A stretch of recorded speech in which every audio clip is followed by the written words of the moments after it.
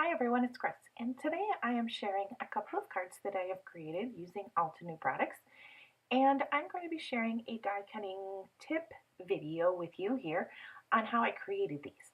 Now, the stamp set that I'm using today is called Peony Scrolls. It's from Altenew, and it's a beautiful floral that is really fun to color or paint, and it comes with matching dies.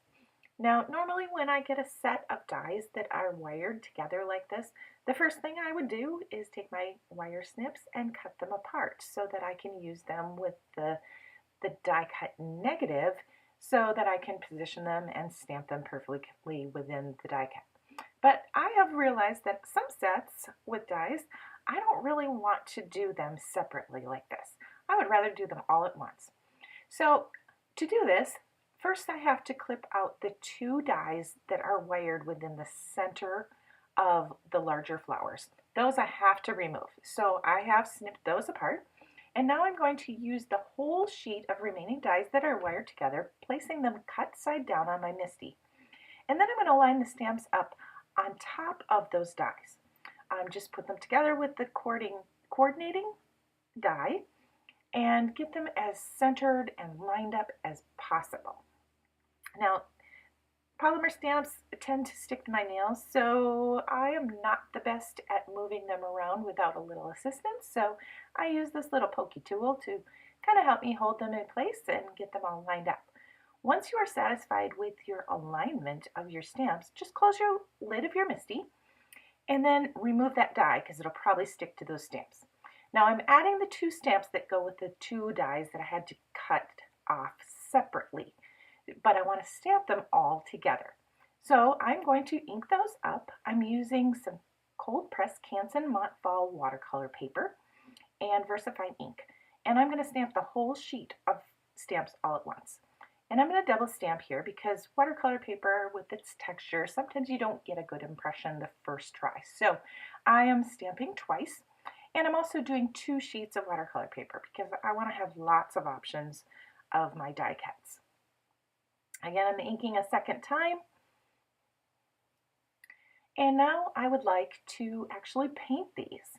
So I've cleaned off my MISTI and I am going to use my MISTI as my painting surface.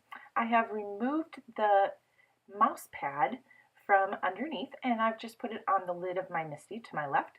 And I'm using Zig Clean Color Real Brush markers and I'm just scribbling right onto that mouse pad, and that is what I'm using for my palette.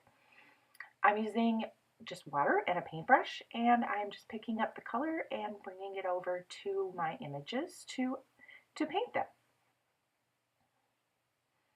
And I'm using kind of the green and brown. I want a real fall colored floral image for my card. So I've chosen colors that work together, and I'm just kind of layering color in, putting some shadows, and I'm gonna be turning the paper, and I want some shadows to the left, some to the right. So when I start building my images, I have some options of which way I want to turn the flowers and the leaves.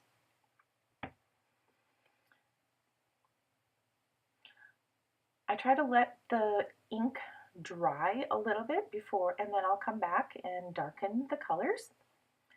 Sometimes I'll use a heat gun, but then I do remove it from my MISTI because you don't want to have that hot heat gun on your MISTI. So I've skipped ahead. I painted all of my images, and now I'm going to die cut them. So I am using my Cuttlebug plates, and I am just lining up that large sheet of dies over the top of all the stamped images.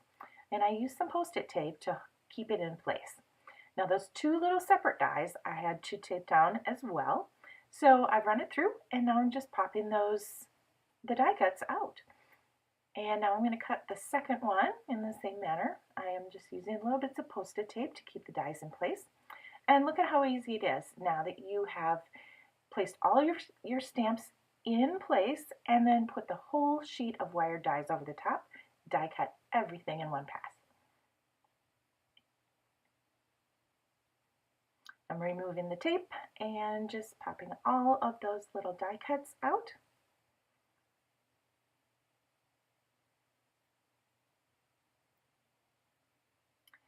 And I will add the little bit darker colored ones from the first sheet. And now it's time to create. And I have just assembled and used foam tape to give some height to my floral images. I used the halftone cover plate for my background and the halftone hello die for my word die cut. Thanks for watching, everyone.